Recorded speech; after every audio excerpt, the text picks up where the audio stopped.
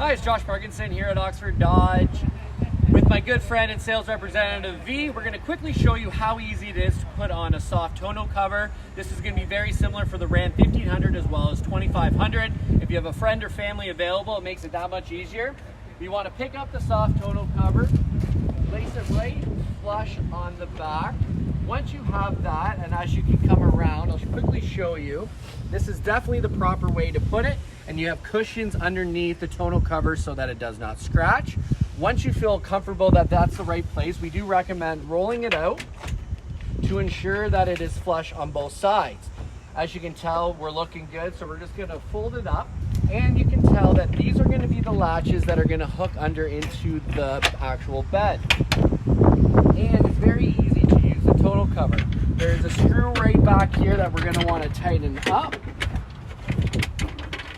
And once you've done that, we're gonna roll it back out. And because we're gonna leave our truck out, we wanna make sure that it's secured. So as I pointed out before, you just hook it up like that, close the gate. And the nice thing with our product is once you lock your vehicle, the gate's locked, you're good to go to the campsite or wherever you might have to go. Truly appreciate it. We'll talk to you soon.